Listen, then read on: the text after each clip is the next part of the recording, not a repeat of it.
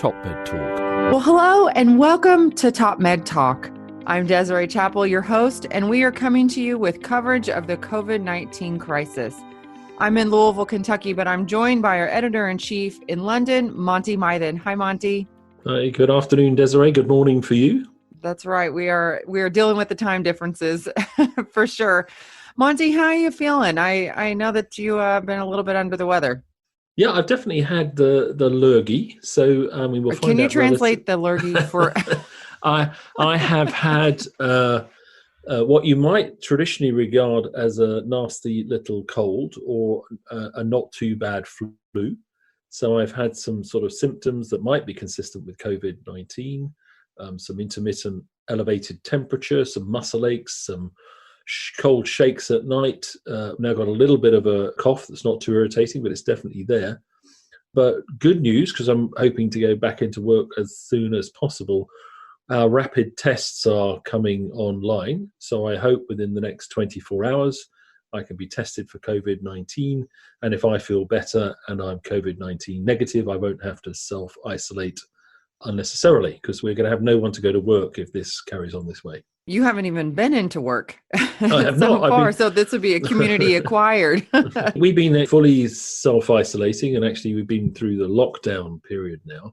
But I mean, I work in a household where my wife was working at a school and my student children have come home. So it's highly likely that I would get COVID-19 because, as we now know, many people are asymptomatic COVID-19 carriers, and that's much more common in children and younger people.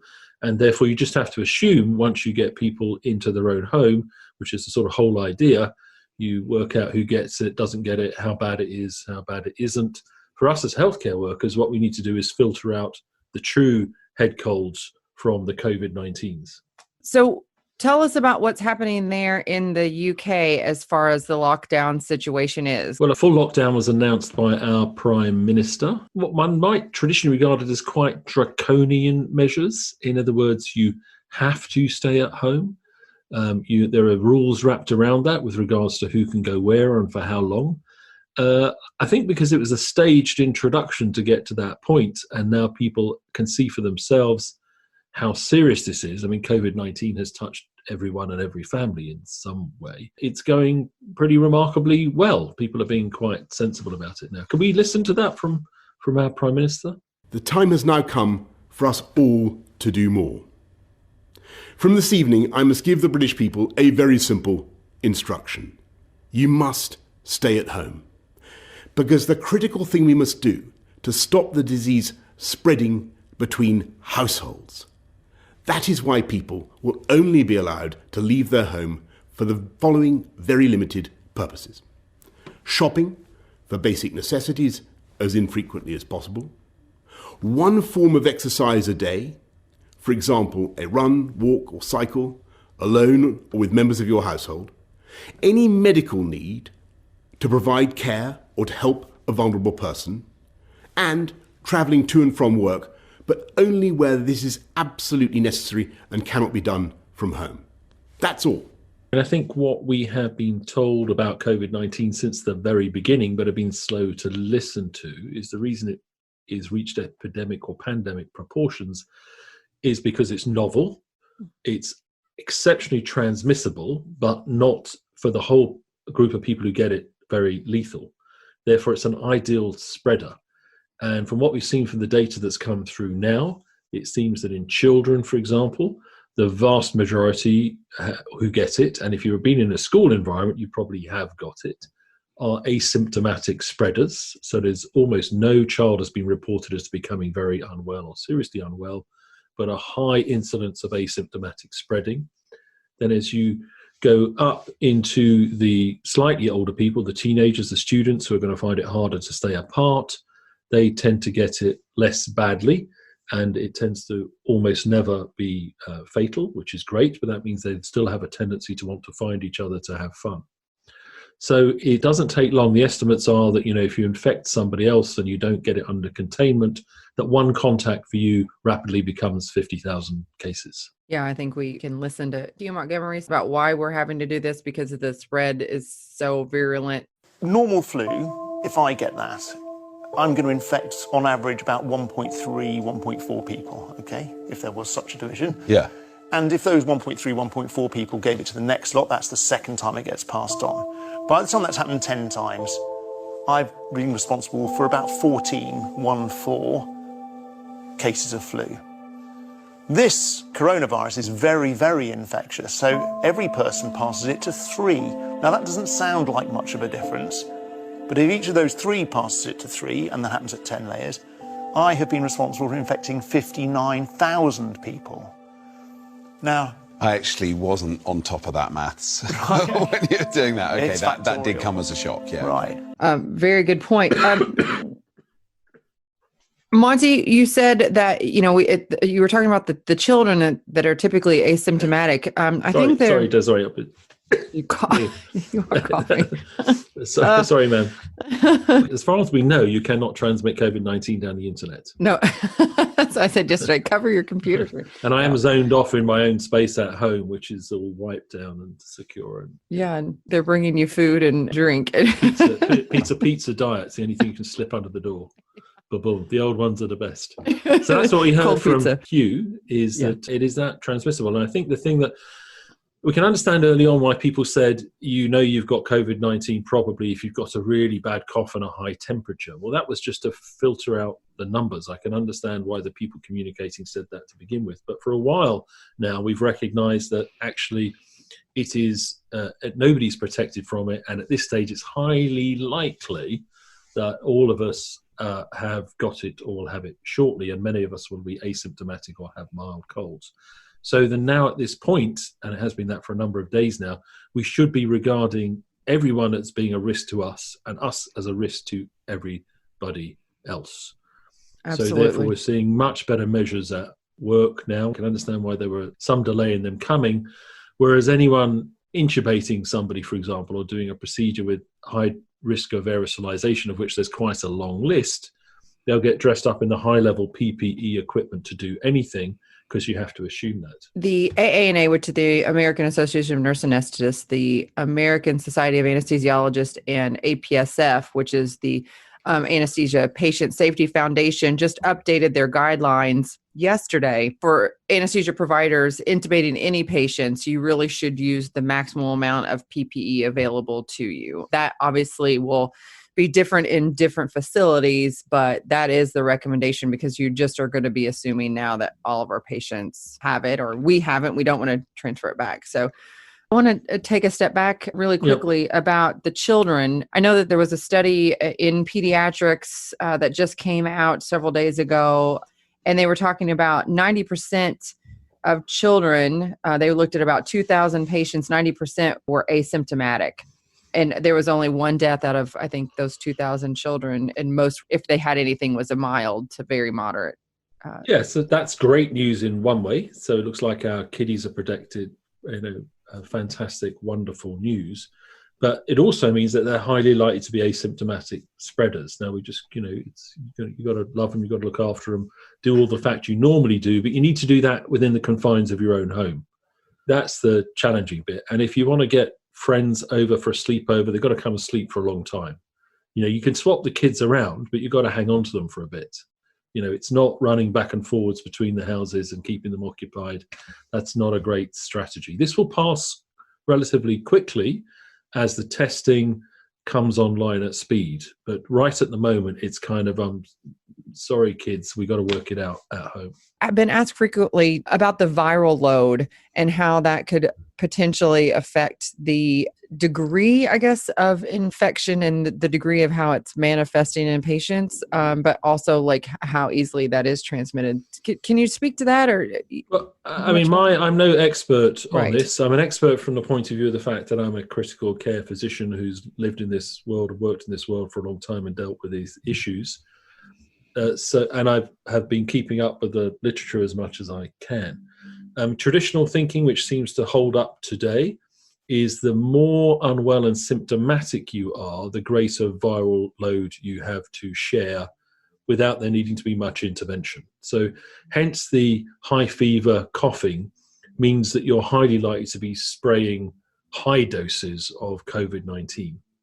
Now, the risk of the asymptomatic is people up until recently would have carried on coughing into their hand and handshaking, not realizing that is somewhere on the spectrum to the person who's extremely unwell and coughing.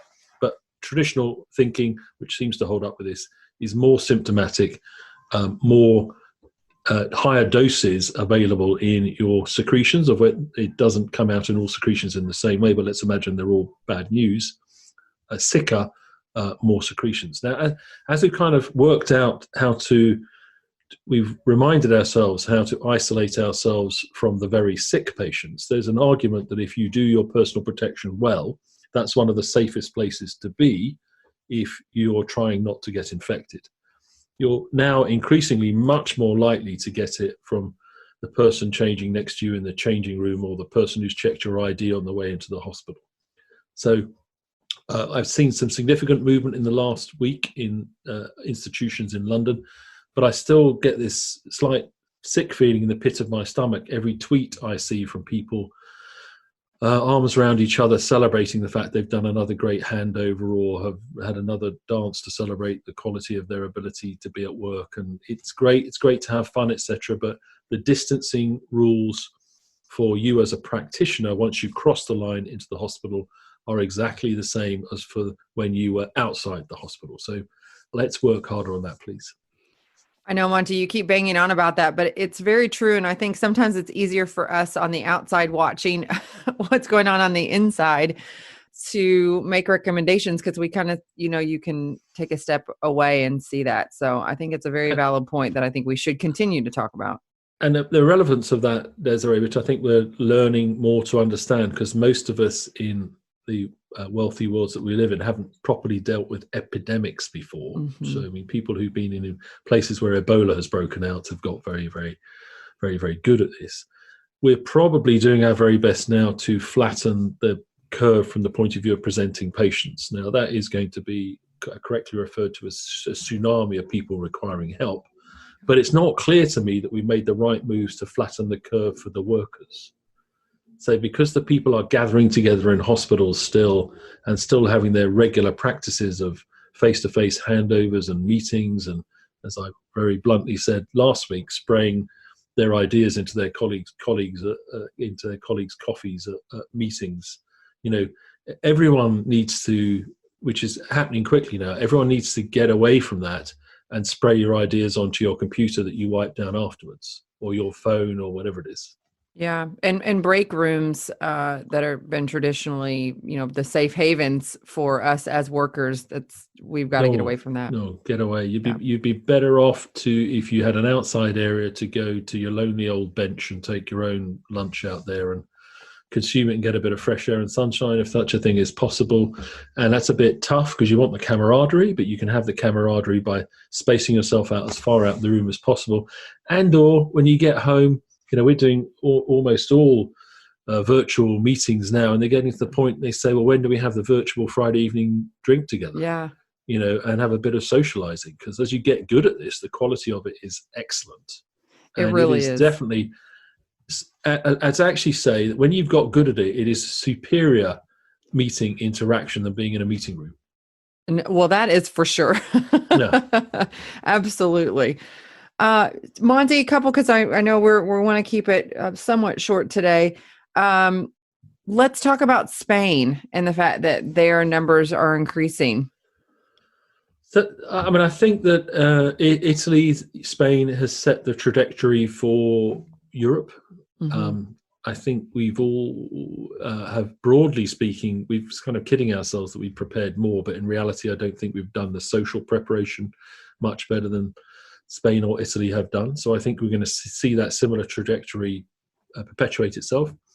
I don't think we've done the self-isolating distancing for the medical staff, so I think we can anticipate the same challenges there. Yeah. So we're preparing on the assumption of that's what's coming, so that the modelling is done on the basis of the fact it will be the same as Italy / Spain. And that's quite shocking when you look at the numbers for that. And the USA is or should be preparing for exactly the same thing. Yeah. And it seems like there are places that are. I mean, we have our own curves here in the U.S., New York, New Orleans, really steep trajectories on infections and the rates of cases that are showing up there. Not necessarily just cases, but ICU admissions, which is really the problem that we're going to struggle with. Yeah. We know that the death rate is not going to be as bad, and we know that there are a ton of cases, but the ICU bed and ventilators, I think, are the problem. One last thing, go ahead. I was going to just say, and also we're now, I think, that you've heard these stories about one of our convention centres in London being possibly turned into a 4,000 bedded. Now, whether it's going to be a 4,000 bedded intensive care unit or some form of intensively caring environment, the first meeting of a broader audience was there, I think, yesterday. It was either this morning or yesterday morning. I'm losing track a little bit with my little bit of a head cold here. But, that's been announced publicly. And that is that trying to see if that will work is a reality. It's a longer discussion, but that is far from a crazy idea to take a convention centre per big town or city and convert it into the first port of call for mass numbers of patients, and therefore take a much more field hospital army approach to the staged filtration, evaluation, and distribution of patients. So I would not be surprised if that works out to become a complete reality. It's called the Nightingale Hospital. We'll put a link in, but please do look that up online. Yeah, I mean, it's very feasible if it is an idea that works for any major or even, moderately sized city. Everybody has convention halls in large places. You got to go. I mean, a longer conversation, but our immediate reaction is to say, well, we need to do that within our hospital because that's where we hang out. And then you start to think it through and you say, actually, that's not the case. If we do it for the whole of the city, we all contribute a few staff, we get the filtration effective. We'll start to open up our highest level ICU beds again, so that as you get filtered out the back end of the convention centre, needing level 1 intensive care, there are beds there for you. Mm-hmm. But we need to get the front end of it probably pushed out into much larger facilities that are good, and it probably does require a military approach to it, who are good at this stuff. Absolutely. Well, Monty, I know that you need to hop off here, but I just want to say thanks for joining us. And we are going to be chatting with other people across the globe and get their frontline perspective as the days and weeks come. So thanks again, and be sure to listen. You can find us at topmedtalk.com. You can download our app. You can find us on Twitter, LinkedIn, and Facebook. We are tweeting out anything that we see is relevant to the discussion, and we hope everyone stays safe out there. Thanks for listening. Top Med Talk